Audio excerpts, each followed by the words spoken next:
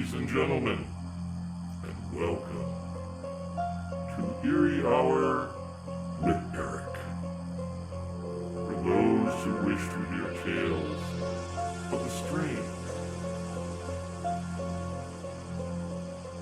the macabre, and various urban legends, you have come to the right place.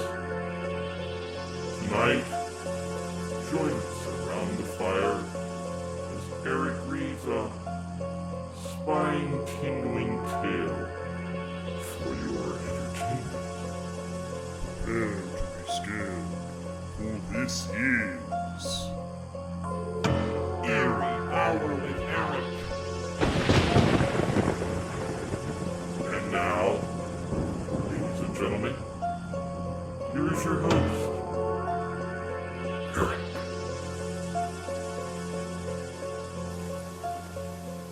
Good evening, ladies and gentlemen, and welcome to Eerie Hour with Erich. I'm your host, Eerie Erich, and once again, my friends, welcome to Around the Fire, where we tell scary stories of the strange, the macabre, and various urban legends. If you can recall from our last episode, we discovered the haunting and poltergeist spirit activity at Cunian House in Northern Ireland. Well, we're going to the other part of the UK, to Scotland, where you expect to hear bagpipes over rolling hills and also on a body of water known as Loch Ness. But what lurks beneath Loch Ness is none other than the infamous Loch Ness Monster. That's right, ladies and gentlemen, tonight's story comes from an account from Timberbush Tours in Scotland. And it is about the Loch Ness Monster. Let me get my reading glasses. There we are. The story of the Loch Ness Monster. You may have heard stories and myths about Scotland. Almost every castle is haunted, and nearly every loch has some kind of spirit or monster story associated with it. Although not a particularly scary or feared creature, the most commonly known example from Scottish folklore is, of course, the Loch Ness Monster, more commonly known as Nessie to the locals. In 2019, there has been over 14 sightings of Nessie, and scientists have suggested recently that the Loch Ness Monster could be in fact a giant eel. Whether or not you believe in the Loch Ness Monster to be real, the mystery surrounding it is intriguing and brings a lot of tourists to Scotland every year. But exactly what is the Loch Ness Monster?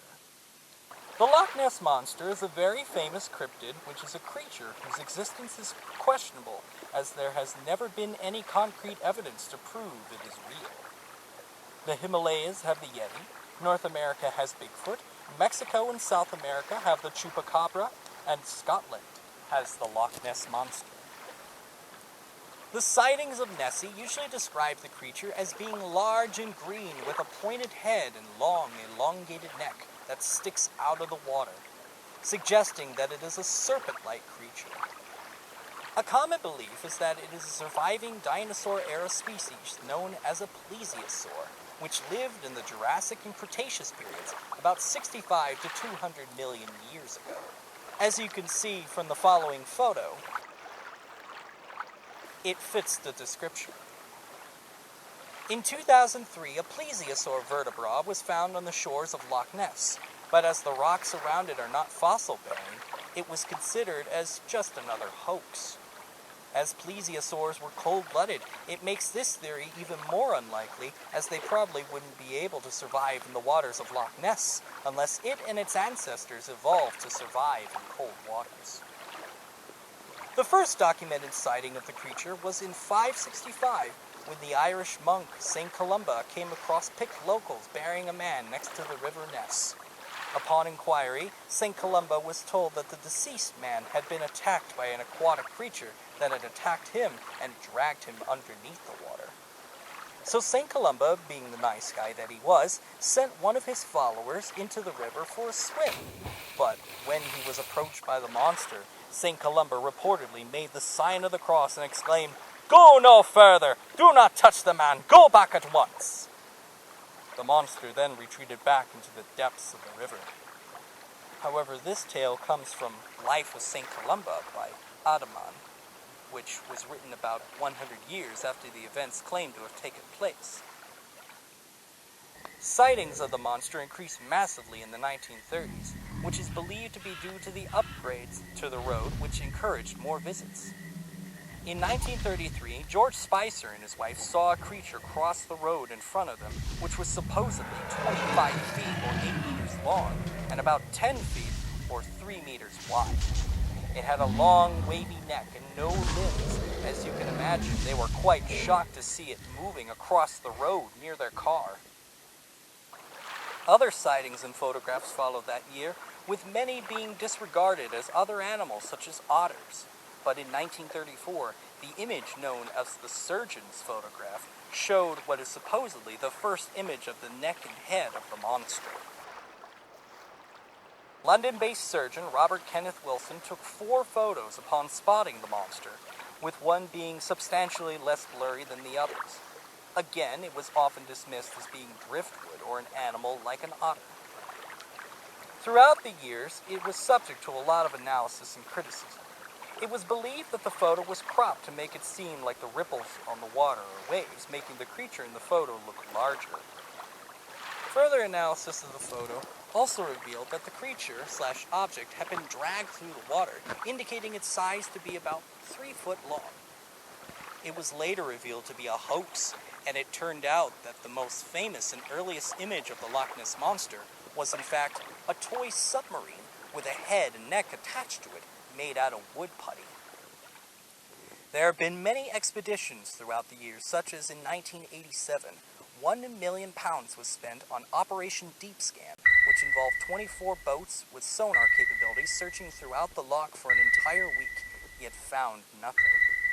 In 2003, the BBC funded a search of the loch using 600 sonar beams and even used satellite tracking, yet they also found nothing. So if efforts such as these could not yield results, it makes you wonder, what will it take to find Nessie? At this point, most people just see it as a myth and dismiss any evidence.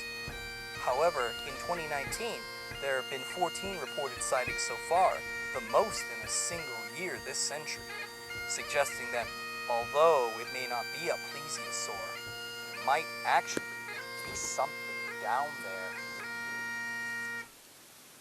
Well, ladies and gentlemen, do you believe in the Loch Ness Monster? Or is it like Dr. Kenneth Wilson's photograph of the creature, just another hoax? And speaking of which, I must be off. Ladies and gentlemen, thank you so much for tuning in to this episode of Eerie Hour with Erich. If you liked it, please feel free to give it a like and make sure to subscribe and hit the notification bell so you can see all the latest updates from Eerie Hour with Erich. And also feel free to share it with your friends, your family, your co-workers, and any other people who you interact with on a daily basis. Don't forget to check us out on both Facebook as well as Instagram. But before I go, I always say this: dreams can become reality, but at the same time, dreams can become nightmares. But can nightmares become reality? Well then, you be the judge. Tune in to the next episode of Eerie Hour with Erich, if you dare.